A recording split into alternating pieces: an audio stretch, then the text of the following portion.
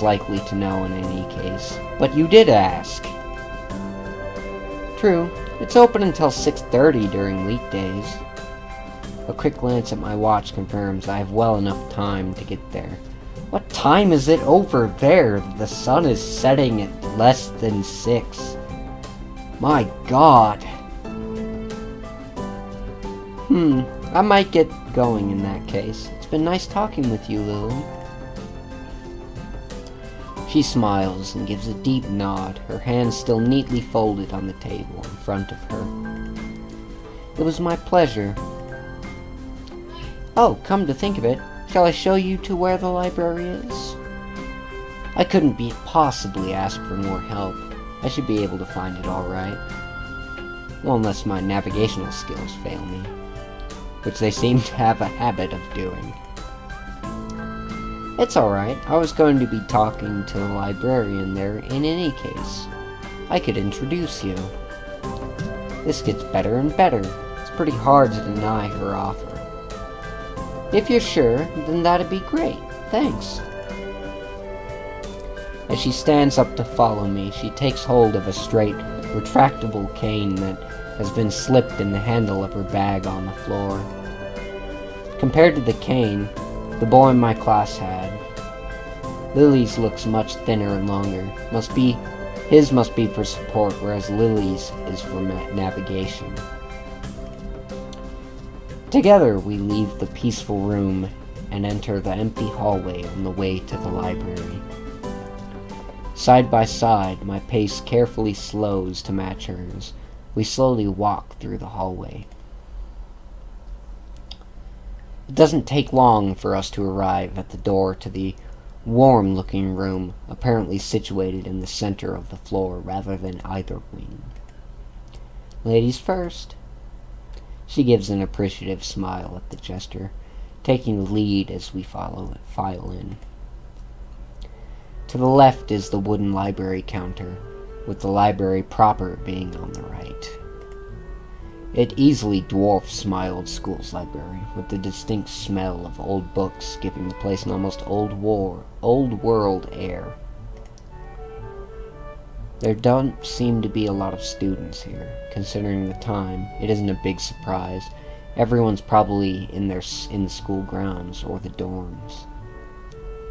Yuuko, are you here? She says it to thin air, since the librarian doesn't seem to be present, and of course Lilly can't see this. What's unexpected is that it draws a reaction. Thunk! Something from under the desk thuds against it, followed by a quiet wail. Well then.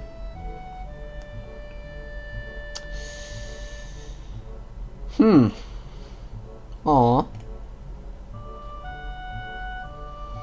The origin, apparently the librarian, quickly crawls out and bounces up to extremely rigid attention. Yay!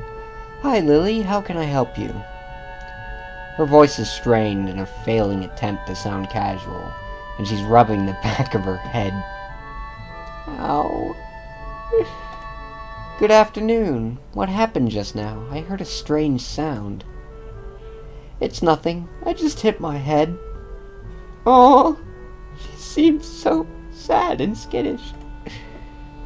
See, I dropped an eraser under my desk, and while I was looking for it, a pencil dropped, and when I was looking for both of them, then you came and surprised me. Are you alright? I'm sorry, I couldn't know. It's okay, sorry for making you worry. This is nothing, I've had worse happen to me. She's quick to reverse Lilly's apologies, almost frantically trying to push aside the possibility that she could be in any way inconvenienced by bashing her head on the counter. Yes, worse things have happened. The girl fidgets with her fingers as Lilly doesn't seem to drop her concerned expression. Then she shuffles some papers around the counter for no reason. A little shorter than Lilly, replete with glasses, freckles, and a very troubled look, she seems to fit a library perfectly. Ah, Lilly, did you get my message? Message? Oh, the 2 imported books that arrived? Right, they finally came. I can't believe it took so long, but... Amidst her celebrations, partially from managing to change the topic, I'm sure, she notices me from the corner of her eye and freezes on the spot when she does. Oh no, I'm sorry for not noticing you before. Did you need to check out a book or return one? I'm sorry. The way she can so quickly shift between moods is a little unsettling. See this? See this? Watch the motion of the mouse. That's what she's doing. She's having... That is correct. He's with me, Yuuko. This is Hisao, a new student. Hisao, this is Yuuko, the school librarian. Pleased to meet you. Hisao, right, Hisao. Pleased to meet you too, Hisao. Hisao. For a second, she visibly attempts to engrave the name on her mind so she won't forget. Yuuko often arranges to import foreign books in Braille for me. Would you like to tell Hisao a little something about the library? Lilly's innocent suggestions is met with an expression of abject terror. There's the terror! Please, Lilly, I can't. I don't know what he could be interested in. This is too much responsibility. Oh, God. How's it any responsibility at all?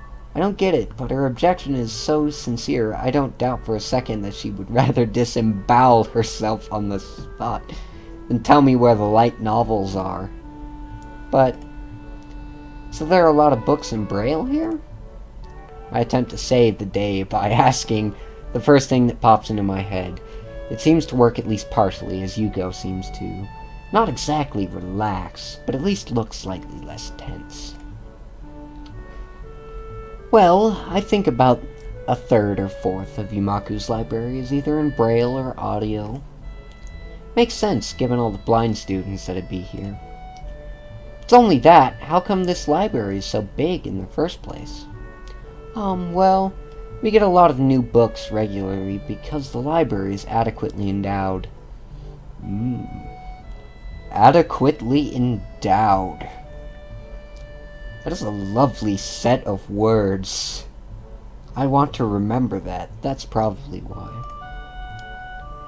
They spend more on new books than on my salary. Then I have to organize and shelve all of them. Damn. So troublesome. They weigh so much. I wish I could quit this job, but you're perfect for this job. ... Very awkward silence follows this revelation of too much information. I'll go check the aisles then, if you don't mind. It's probably best for all of us if she doesn't keep talking to me. Very well. Meanwhile, Yuuko, I would have those books if it's alright with you.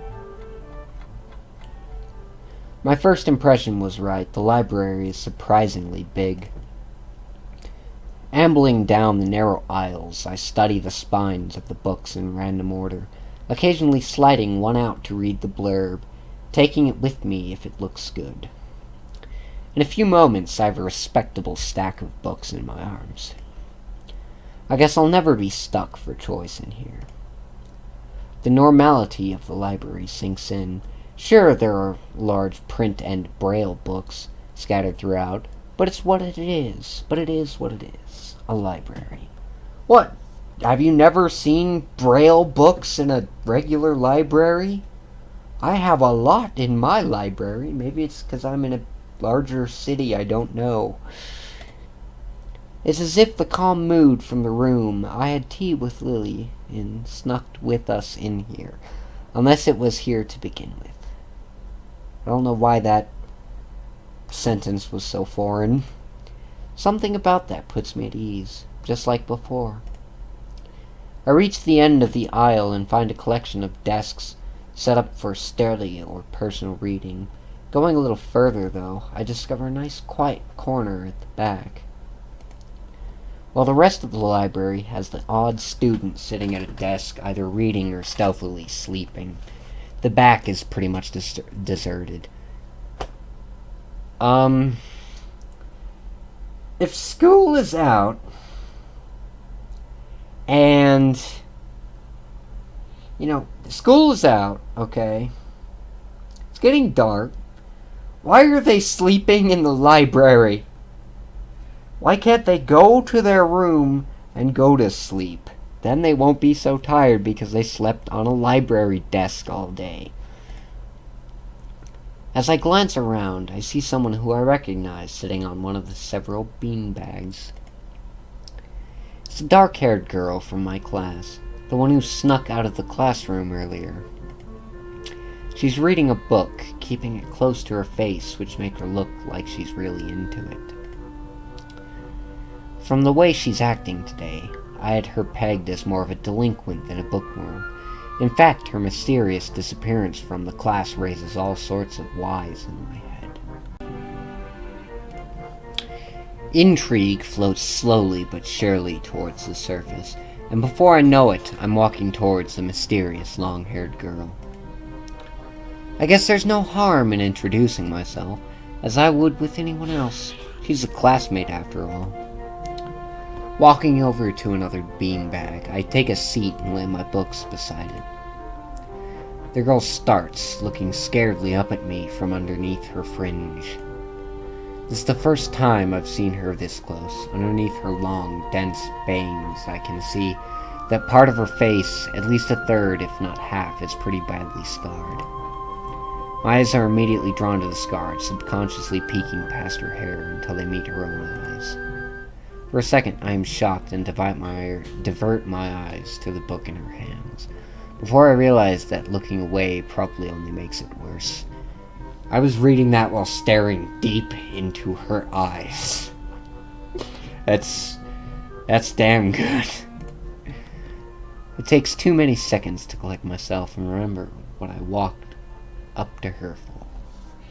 Excuse me, It takes too many seconds to blah blah blah. I didn't mean to startle you.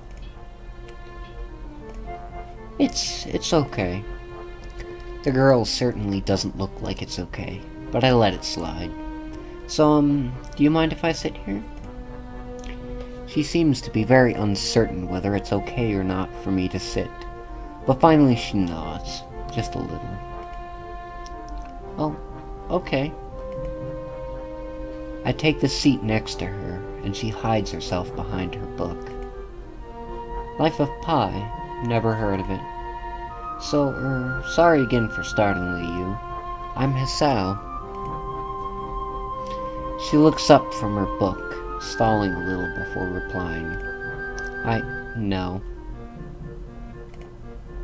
We are in the same class.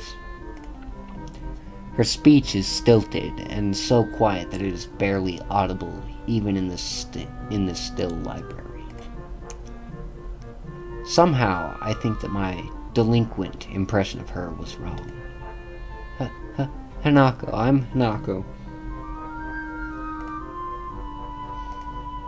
I resist the urge to say, that's a nice name, just to have something to say, but really, it's the only thing that I can think of. I feel like an idiot. Everyone here must be used to being different to each other, and here I am being all bothered and fussed about that kind of thing. Don't let me interrupt your reading. I'll just check these books if you don't mind. She nods a little and sighs a little sigh of relief.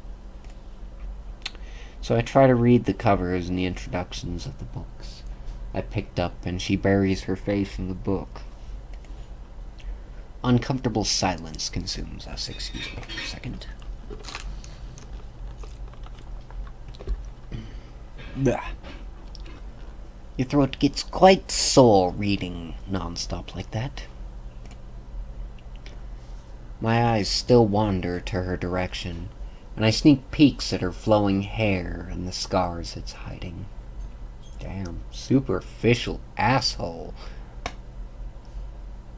After a while, I realize that she's doing the same, only pretending to immerse in Life of Pi. Her gaze is not inquisitive at all, though. It darts around like a scared rabbit. When our gazes finally meet, the chain reaction is unstoppable. Just stare at her eyes for a minute. Look, it's like a deer in headlights, truly. She's just like, oh God, please. Please, oh God, no. I'm sorry. I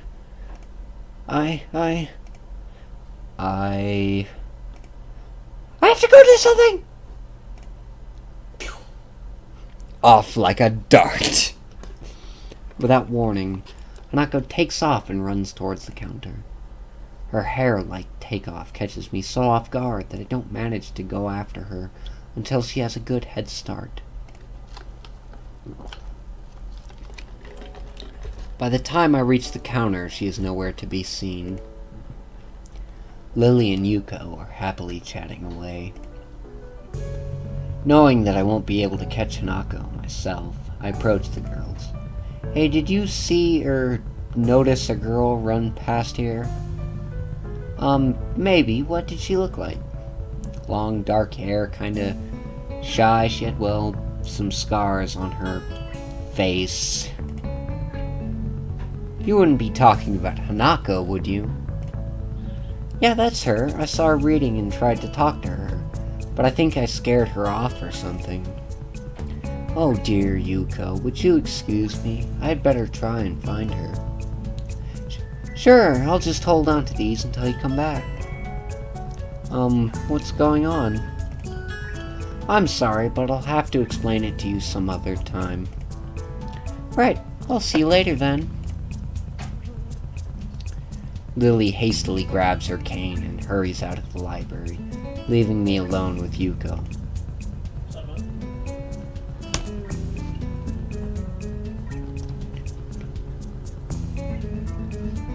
I don't think I'll ever get the hang of this place. Excellent, new social policy. Posted sign outside the door that says I'm recording. Should have thought of this months ago, should I not have? I do apologize for that inconvenience. Now, I don't think I'll ever get the hang of this place. Did I do something wrong? What did you do? Nothing, I was just looking for some books and then she got this fit and ran off. The most offending thing I can think of was that I might have looked at her general direction a few times. Well, she is a very timid girl. You have to be very careful around her. She can be very jumpy, I think. She's not accustomed to talking with other people. Isn't that a bit strange? I wonder. It's just how she is, I think. Yuuko doesn't sound all that convincing. Then again, maybe this is just the norm around here. Everyone has their own problems, or else they wouldn't be here. But how should I deal with these people? Forcing myself to act overly casually only makes me feel phony. Like I was supposed to be ignoring the elephant in the room. Yuuko fidgets, looking like she wants to say something to that, but resists it. I think it's an elephant only if you feel that way. Notice how everyone is telling you the same damn thing. I guess she doesn't have a good sense of self-restraint. It makes me smile. She blushes heavily. What? Did that sound stupid? No, it sounded really wise. I guess you're right. It's more about me than anyone else. Neither of us have anything to add, so Yuuko fills the silence by shuffling some papers around. People who have papers on their desk really like doing that. Did you find any books? I should be closing soon. I mean, this library should be closing, but I have to do it. I hope that's not too inconvenient for you. Oh yeah, I want some books, but I left them over there because I'll just go get them. I fetched my stack of books from beside the beanbag where Hanako and I were sitting and returned to the counter. Wow, you read a lot, don't you? I surprised myself with that too, honestly. At least, when I really think about it. I had a lot of free time earlier this year, so I just kind of started reading books to fill that time. I couldn't do much else. I see. But she doesn't say anything else and just checks out my books for me. I guess this is what they call tact.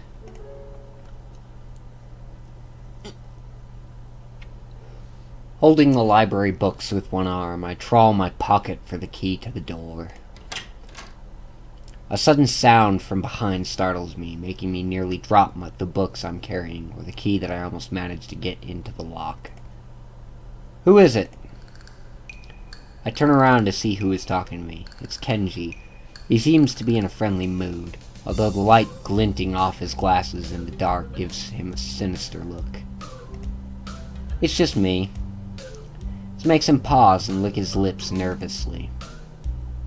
Who is me? I don't know anyone called me. Are you some new guy again? His voice is suddenly strained and quick. Yes, but we've met before. Yesterday. I don't think so. I remember someone who...